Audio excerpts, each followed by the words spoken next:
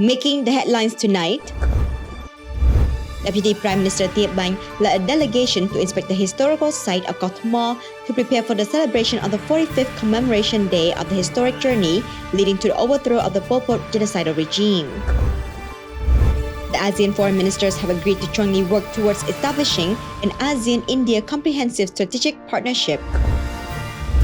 3 wildfires in Spain reduced about 1,100 hectares of woods and bushes to ash, local firefighters said, as a heat wave brought temperatures close to record highs in the area. This is the Daily Roundup on EAC News Channel. A very good evening to you. I am Dekanin. The Minister of National Defense, Deputy Prime Minister Thiep Banh, led a delegation to inspect the historical site of Koh Thamar in Mem Mot District, Bông Khmum Province on Wednesday, 16th of June 2022. The visit was conducted to prepare for the celebration of the 45th commemoration day of the historic journey leading to the overthrow of the Pol Pot genocidal regime, which will take place on the 20th of June 2022. EAC News reporter Dachana Gochin has the details. The historical site of Koh Thamar X16 was inspected by Deputy Prime Minister Thiep Banh, which has a statue of King Kok Tlok, the Cambodia-Vietnam Friendship Building, the Tek Cho Koh Thamar Museum, a forum venue, a pond, a helicopter landing pad, a football field, nursery and decorating flowers, street lights, as well as roads and pavements. Deputy Prime Minister Thiep Banh wrote on his Facebook page, "This morning, I led an interministerial committee working group and relevant authorities to inspect the preparations for the celebration of the 45th commemoration day of the historic journey leading to the overthrow of the Pol Pot genocidal regime, which will take place on 20th June 2022 at the military historical site of Tek Cho Koh Thamar X16 in Ton Lung Commune, Mem Mot District, Bông Khmum Province." Prime Minister Hun Sen is also scheduled to visit the historic site on 20th June and will meet with Vietnamese Prime Minister Pham Minh Chinh and deliver a speech. Banti Koh Thamar in Ton Lung Commune, Mem Mot District, Kampong Cham Province, now Bông Khmum Province, was the site of the birth of the Khmer Rouge, as well as the place where the Prime Minister first embarked on his journey towards the overthrow of the genocidal regime of Pol Pot. Seeing the hardships and sufferings of the Cambodian people by the Khmer Rouge genocidal regime on 20th June 1977, Prime Minister Hun Sen decided to wage his life and flee to Vietnam to mobilize an army to liberate the Cambodian people from the genocidal regime of Pol Pot, an effort which eventually saw success on 7th January 1979. This dangerous adventure has been captured in a documentary entitled Marching Towards National Salvation. Darshana Gauchan, EAC News. The ASEAN foreign ministers have agreed to jointly work towards establishing an ASEAN-India comprehensive strategic partnership that is meaningful, substantive, mutually beneficial, considering the vast potential of the growing relations. EAC News reporter Anthony Ellis has more.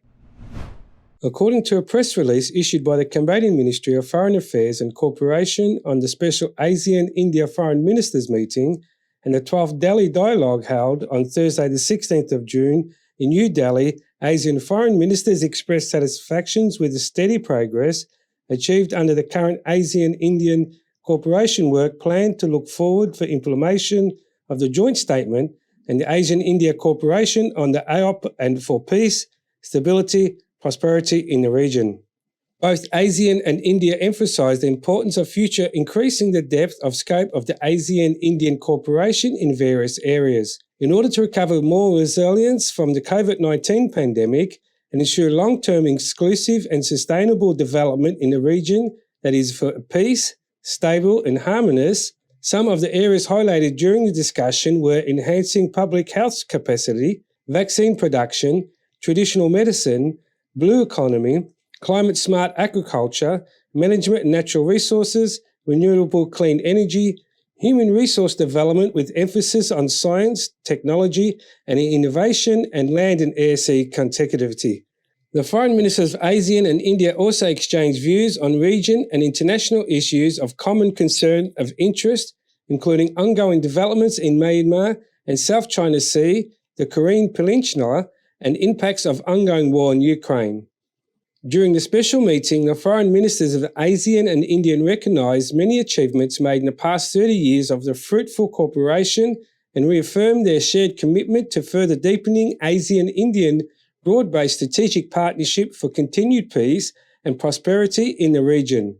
The Foreign Minister of India pledged full support for the ASEAN's centrality in the Asian-led mechanism and the Asian community building efforts through the realisation of the Asian Community Vision 2025. The Master Plan of the Asian Consecutivity, MEPAC 2025, and Incentive for ASEAN Integration, among others. Anthony Ellis, EAC News. The Deputy Commander-in-Chief of the Royal Cambodian Armed Forces and Commander-in-Chief of the Royal Cambodian Army, Lieutenant General Hun Man Nait, has recalled the need for regular counter-terrorism training, saying that terrorism remains a serious security challenge both in the region and across the world. He made this statement while speaking at the opening ceremony of the 5th Generation Counter-Terrorism Skills Training Course and Disaster Relief Technical Training Course and the 6th Generation Rescue Boat Operations Training Course of the Army Special Forces Command in Phnom Penh on Friday. EAC News reporter Anthony Ellis has more details.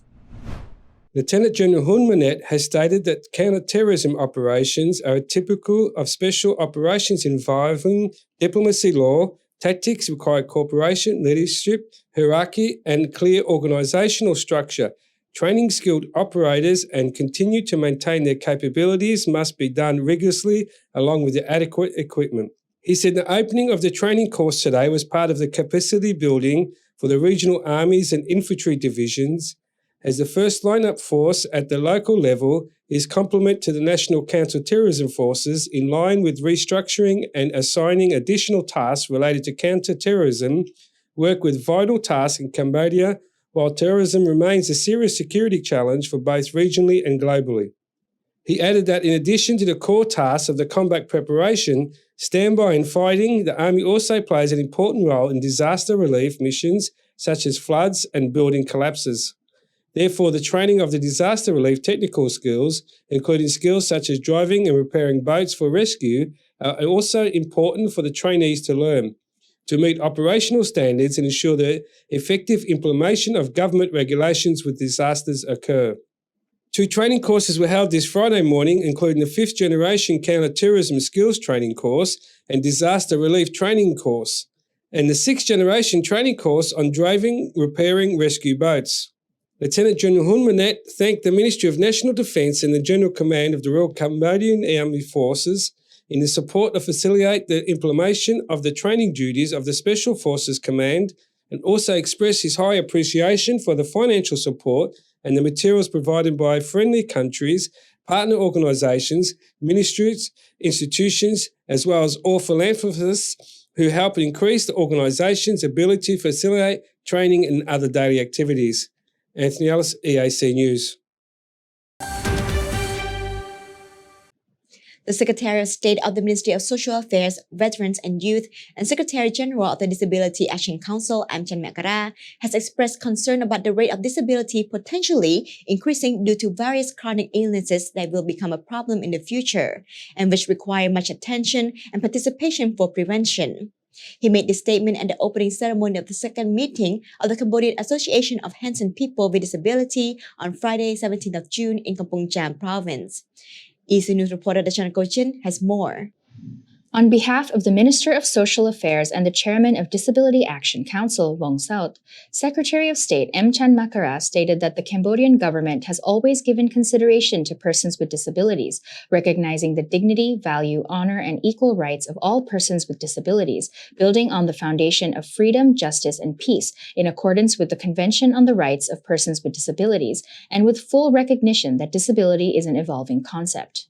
Along with this recognition, the government also strives to prevent people from falling into disability by drafting laws and action plans. The Secretary of State added that disabilities outside of congenital anomalies can also be caused by a number of factors, such as landmines, traffic accidents, occupational accidents, and other health problems, such as high blood pressure, diabetes, and improper eating habits. He expressed concern about the high incidence of disability in the coming years due to chronic illnesses, which require greater attention in finding a solution for this problem. In the coming years, disability will become a bigger concern due to the increasing disability rate caused by chronic diseases such as diabetes, cancer, coronary heart disease, and stroke, said Secretary of State Amchan Makara. He further continued, This requires all of us to pay more attention to urgent solutions, including the promotion of social welfare, rehabilitation, physical and mental health, the provision of vaccines, education on the dangers that leads to disability, and so on.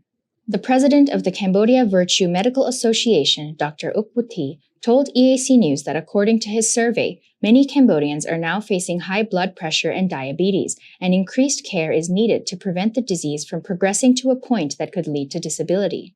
He said that these patients with chronic illness face risks such as stroke, paralysis, and so on.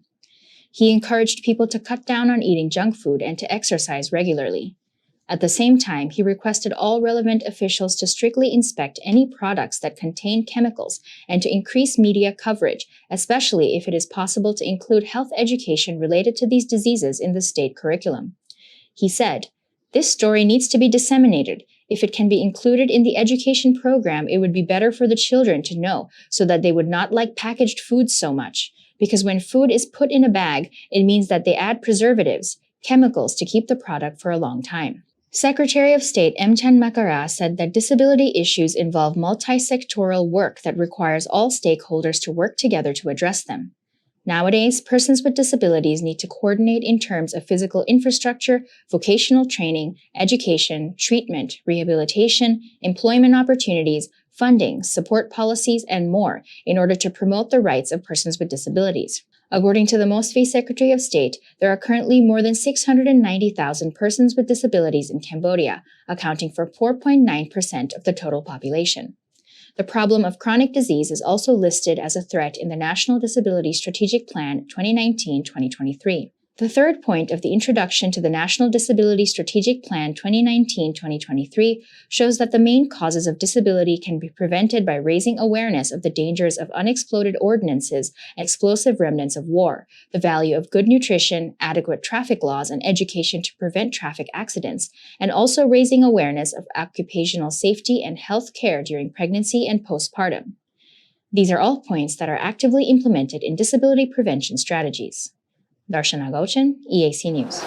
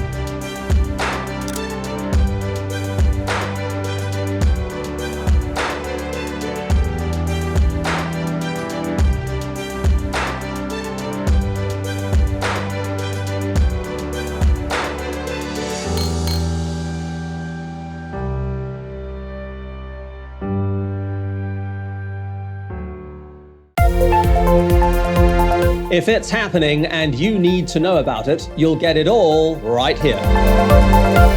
EAC News brings you updates and breaking news in English across all of our platforms and channels.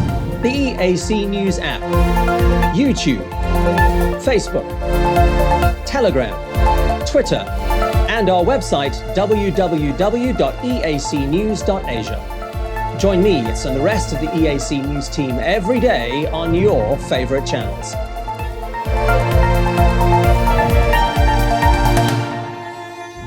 EAC News, Cambodia made clear.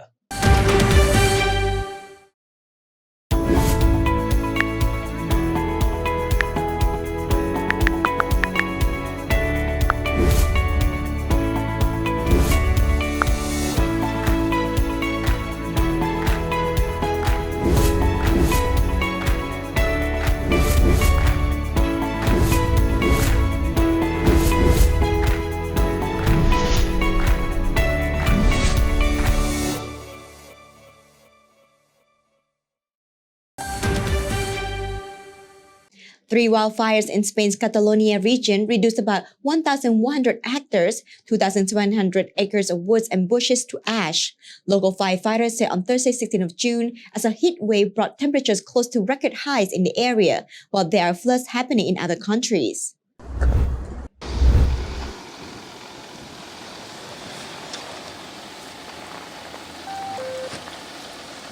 The blazes started on Wednesday the 15th of June near the towns of Valdemar, Cabrera Abrere and Castellabia. The regional fire department tweeted hundreds of firemen were on the ground fighting the flames with hundreds of trucks and dozens of aircrafts. Scorching heat hit the Spain since last week, the earliest summer heat wave since 1981. As of June the 5th, the area burned in Spain is 30% smaller than the same period in 2021 and the lowest since 2018. However, since last week, a combination of hot weather, wind and thunderstorms sparked various wildfires around the nation. Massive flooding and rock slides unleashed by days of torrential rain have forced the rare closure of Yellowstone National Park, one of America's top outdoor travel designations. Streets turned into rivers in the Brazilian municipality of Para state on Sunday, January 9th, with residents forced to navigate with canoes through the flooded neighbourhood. Deadly landslides and flash floods in Guwahati, Assam during May this year, which left 38 dead and over 90,000 displaced. Turkey, 1 dead, several injured after floods in 5 provinces. Heavy rains in Turkey have caused flooding in 5 provinces over the last few days. Dozens of people were rescued from a flood building in the capital, Ankara, where 11 injuries were reported. Meanwhile, 1 person died and 3 were injured after floods in Borodel province. China floods affected thousands of humans in Guangxi. A total of 1.79 people across the province have been affected by severe weather. At least 10 people have died and 3 are still missing. Over 2,700 houses collapsed or seriously damaged and around 286,000 people evacuated. Spain, forest fire in Sierra de Leire in Navarra. Sheep fire burns nearly 1,000 acres in San Bernardino country, Southern California. Fire, heat waves, snowstorms, floods, drought, hunger, COVID-19, moneypox. That's in the first 6 months of this year, not including wars and protesters. It's been a big year so far. The World Economic Forum, WHO, NATO, EU need to have a good look at the real problem, global warming. Migrants are stranded at the border state of Nuevo Leon in Mexico sewed their mouths shut on Wednesday in protest against state government hurdles to let them move to the United States border.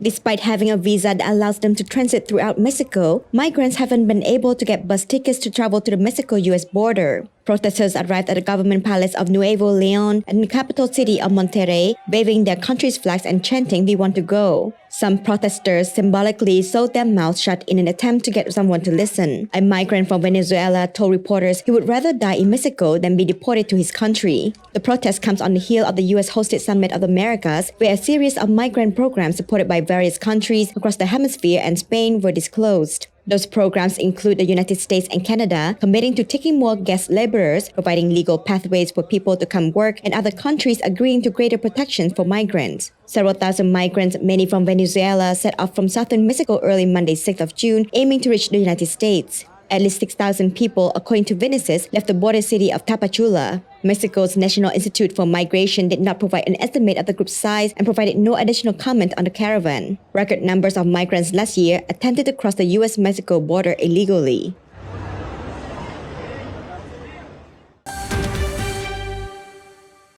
The leaders of Germany, France, and Italy, all criticized in the past by Kyiv for support views as too cautious, made a joint visit on Thursday to show solidarity with Ukraine, where officials pleaded for more Western arms.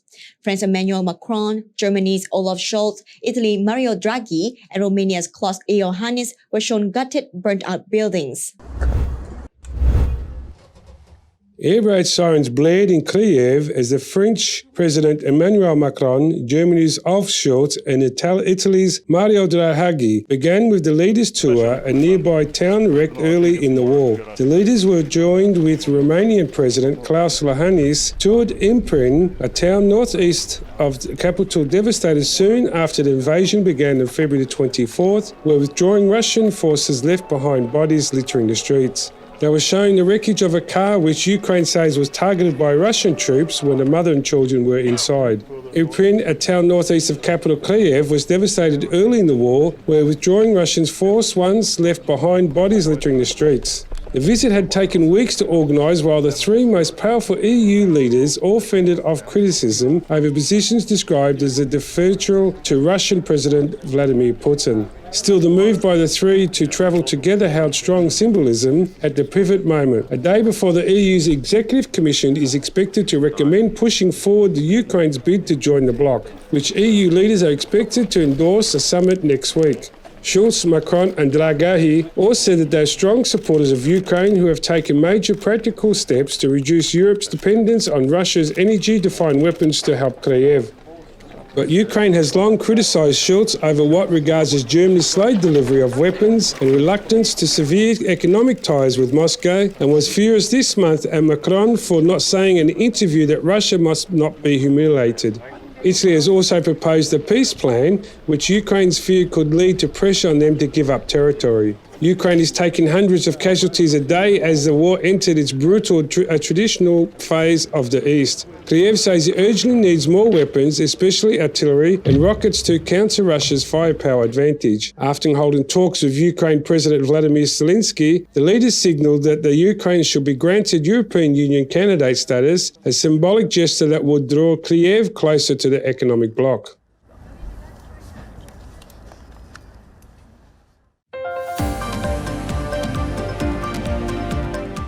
Now let's have a look at the weather and what you can expect for tomorrow.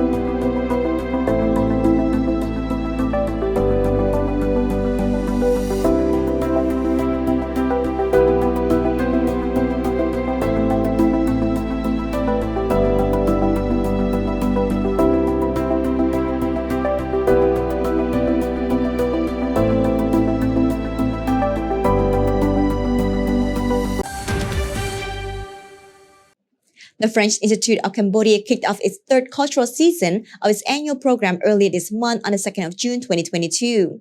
This season, entitled Wind of Asia, will focus on fashion, perfume, design, ceramics, as well as gastronomy. EAC News attended the opening event of the season to see what it was all about and to learn more about what the French Institute has in store for the rest of the year. Our reporter Tashana Gojin will tell you more about it. The inaugural event for the Wind of Asia was held on 2nd June at the French Institute, opening the first of two main exhibitions this cultural season will present on fashion and perfumes. Featuring a perfume testing gallery of a dozen famous perfume and fashion houses, the centerpiece of the exhibition was the presentation of the new perfume in the Arboretum, commissioned by the French Institute of Cambodia in partnership with NE, Le Mouvement Culturel Olfactif, for the occasion of the Institute's 30th anniversary. The perfume was the result of a collaboration between visual artist Sophia Pic and French perfumer Violaine Colas during a residency at CERVA, the International Center for Research on Glass and Plastic Arts in France. It's a one event, very big event, very important event for the French Institute. It's the season Wind of Asia, Vent d'Asie. The exhibition Fashion and Perfume, Mode et Parfum. It's totally French with a complicity with the artist Cambodian and artist French. For example, in this season, I invite the big artist Cambodian, Mr. Sophia Pic, for one residence of art in Marseille, in French. The residence is in the CERVA for create a sculpture and object in glass. And in the same moment, for working with one knows French, knows of the perfume, the name is Violaine Colas. And Violaine Colas and Sophia Pic work together for create the first perfume Franco-Khmer of the landscape of Cambodia. The French Institute describes this exhibition on fashion and perfumes as focusing on the links that unite these two disciplines and the way they feed each other and grow together.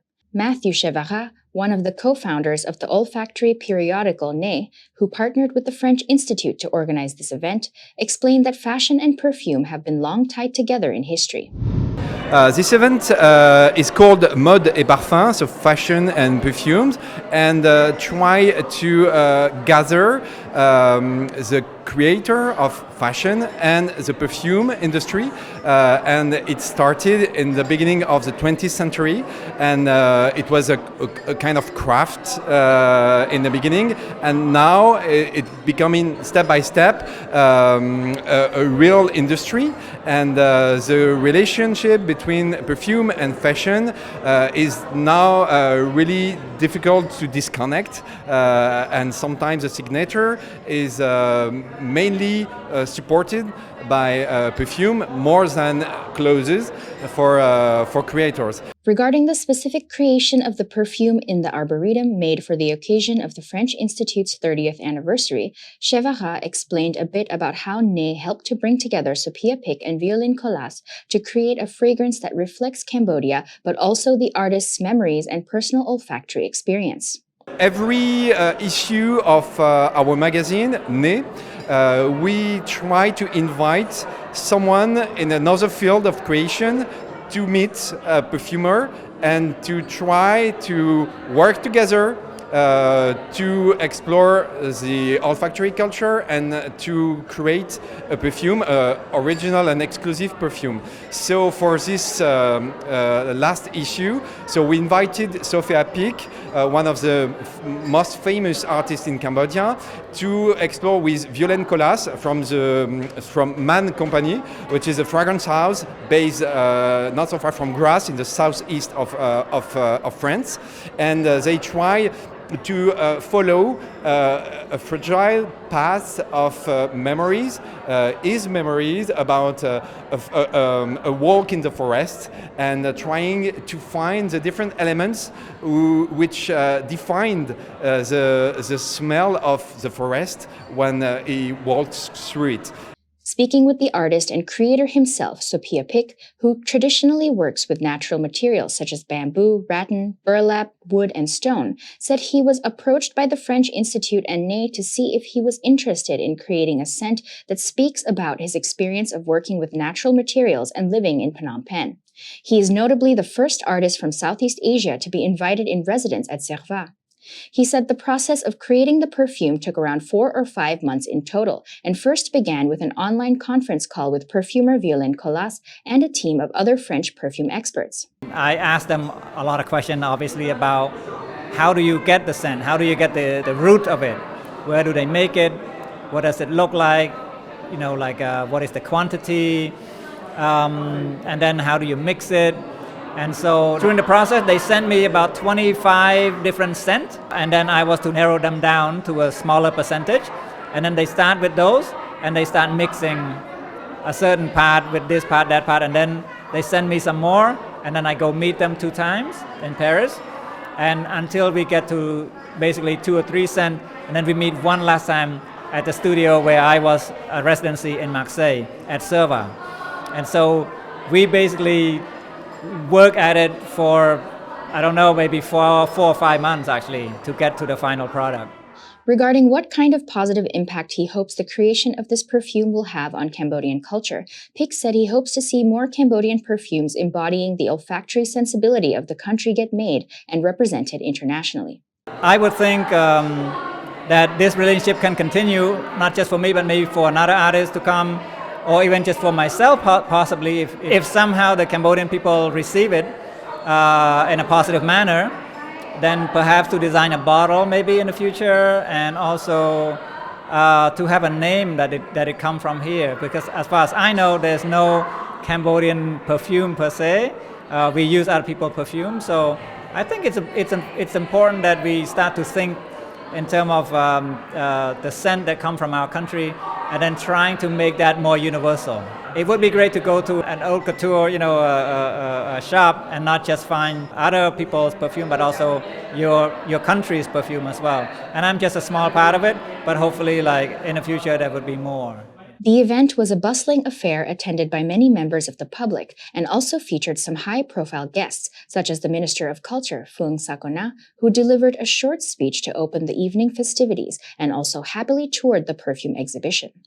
When asked which perfumes she liked the best, she said she was particularly happy to try out new scents, especially the new perfume commissioned by the French Institute and made through a Franco-Khmer collaboration.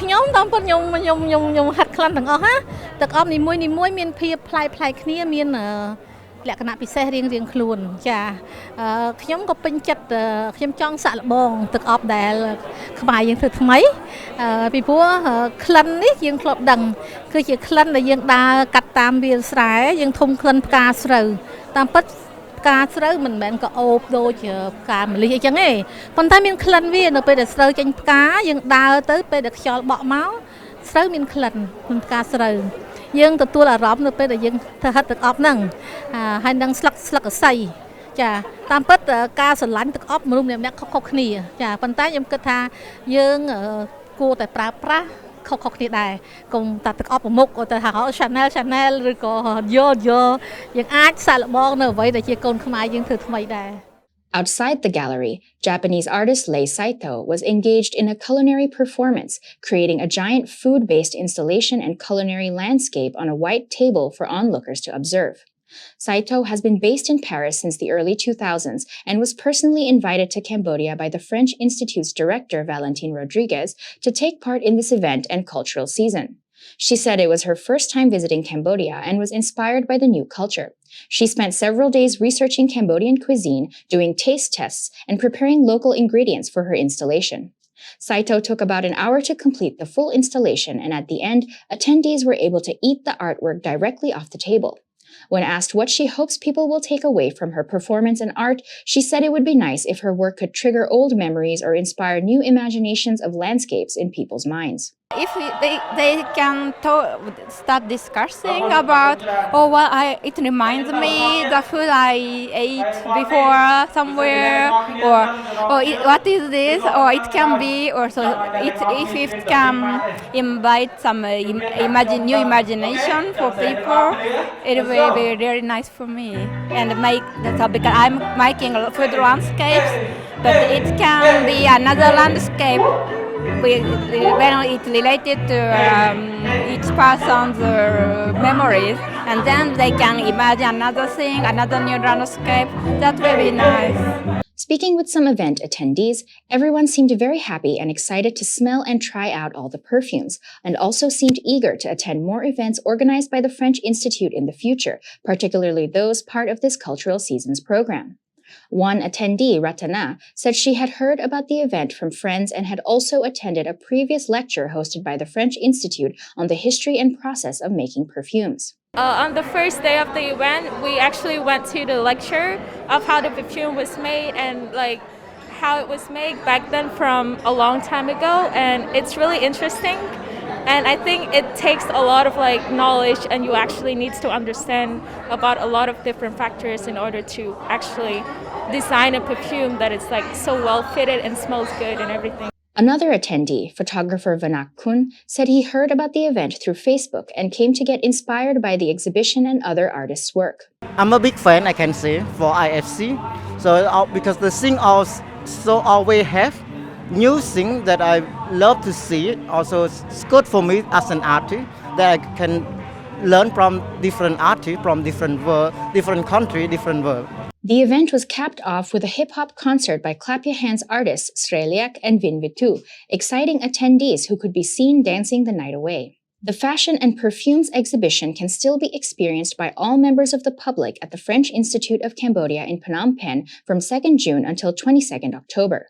The Institute also launched its second major exhibition of the cultural season, titled Glass Blowers, at the National Museum of Cambodia on 10th June, presenting unique glass pieces designed and produced in the Serva Workshop Laboratory in France and showcased alongside a selection of Angkorian vases from the National Museum's own collection.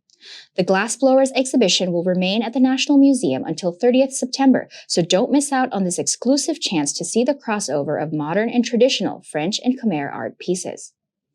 The Wind of Asia, or Vent d'Asie, is the French Institute of Cambodia's third cultural season of its annual program. This season will feature a series of events on fashion, design, and gastronomy.